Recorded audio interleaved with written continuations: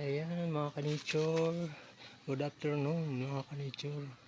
Dito tayo ngayon sa taas ng puno ng avocado. Ayan, pakita ko sa inyo yung mga bunga dito ng aking avocado. Malapit na i-harvest to. Ayan, malalaki na. Ayan, malalaki na mga ka-nature. Laki na. Ito na magkatabi yun. Ito. Ayan, malalaki na.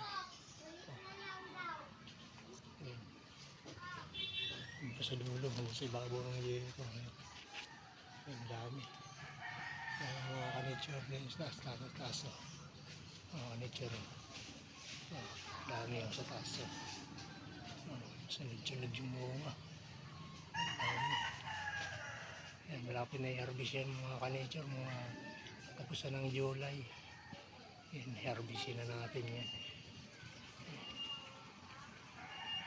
Dami. Mga ano yan, mahabang avocado.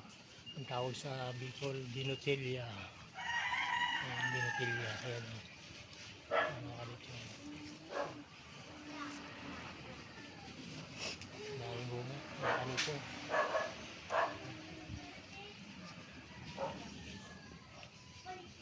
Sa ibabaw ng bubong ng ano. Ayan, malapit na, mga pula-pula na.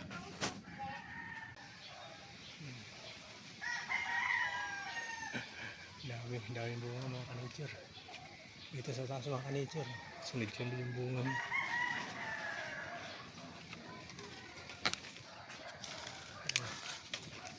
Mga ka-nature,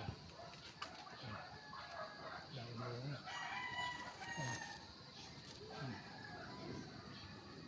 Ang dami yan sa taas. Daming bunga mga ka-nature.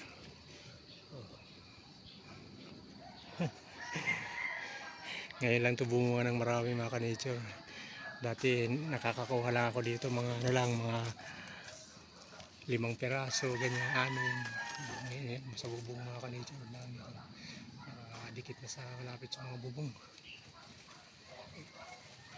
Ngayon marami siyang bunga mga ka-nature. Dami niyang bunga.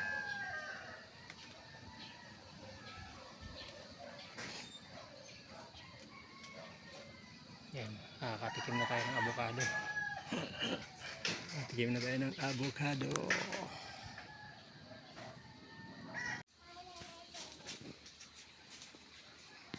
Mga ka-nature. Yan, sa baba na ako. Dito na ako mga ka-nature. Bumaba na ako sa aking puno. Yan, nakita mo yan mga ka-nature. Dalawa, lalaki na. Lalaki na dito sa taas. Ang dami. Ang daming bunga mga ka-nature.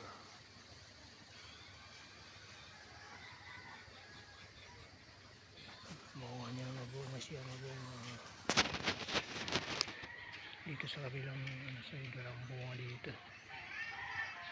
Dito na sa may kabilang side yung maraming bunga mga ka-nature, kasi pinupruningan ko kasi ito mga ka-nature.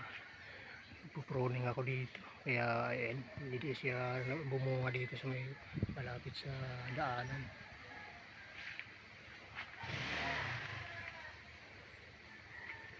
Kasi araw-araw sinisili.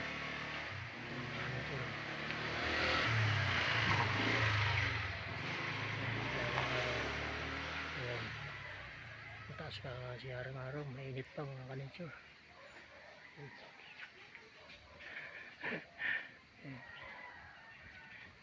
Mga ka-nature, nakakatikim na tayo ng avocado. Mga ilang weeks pa, harvestin na natin yan.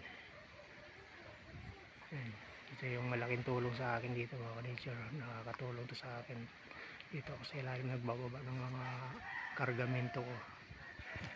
Kargamento.